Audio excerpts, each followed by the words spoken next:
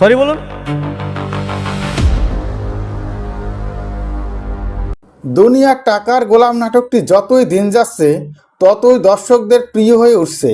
একের পর এক ধামাকাদার পর্ব উপহার দিচ্ছে এই গল্পের পরিচালক। তবে আগামী পর্বটি আরও মহা ধামাকা হবে। টান টান উত্তেজনা থাকবে আগামী পর্বে।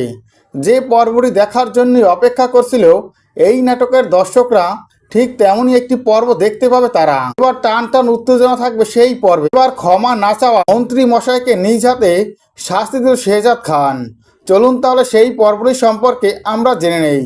ইতিমধ্যে আমরা দেখতে পেয়েছি নাটকটিতে টান টান উত্তেজনা চলছে। মন্ত্রী মশাই কোনোভাবেই সে ক্ষমা চাবে না। এরপর যে মন্ত্রী মশাই বাধ্য হয় শেহজাদ খানের সাথে বস্তিতে আসার জন্য। এরপরই আমরা দেখতে পাই শেহজাদের সাথে বস্তিতে হাজির হয় সেই মন্ত্রী মশাই। মন্ত্রী মশাইকে দেখে বস্তির সবাই অবাক হয়ে যায়। কেউ বুঝতেই পারেনি বস্তিতে কোনোদিন এই মন্ত্রী আসবে। অন্যদিকে আমরা দেখতে পাবো এবার ফাতেমাকে স্ত্রী হিসেবে দাবি করবে রিশাদ। রিশাদ ছুটে আসবে শেহজাদের কাছে এবং শেহজাদের কাছে ফাতেমাকে চাইবে। সকল কাগজপত্র শেহজাদকে দেখাবে রিশাদ। এমনই একটি পর্ব সামনে আসতে যাচ্ছে। তবে এই পর্বে আমরা দেখতে পাবো মন্ত্রী মশাইকে অনুরোধ করে শেহজাদ সে যেন এই মেয়ের বাবার কাছে ক্ষমা চায়। ভাই মন্ত্রী মশাই যে কথা শুনে খুবই রেগে যায় শেহজাদ খান। শেহজাদ খান বলে, আপনাকে সবার সামনে ক্ষমা চাইতে হবে, এটা আমি বলে রাখলাম, তা না হলে আপনি এখান থেকে বেরোতে পারবেন না। যে কথা শুনে মন্ত্রী মশাই হেসে ফেলে আর বলে, আমি মন্ত্রী, আমাকে আটকে রাখবে এমন কার সাধ্য আছে? আমাকে কেউ আটকে রাখতে পারবে না। যে কথা শুনে মেয়েটির বাবা বলে, তাহলে আপনি কেন এখানে এসেছে?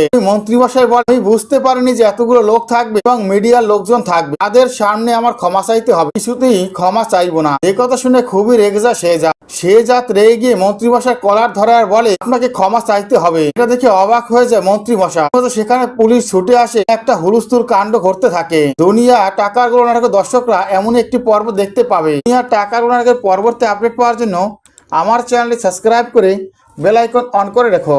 ধন্যবাদ।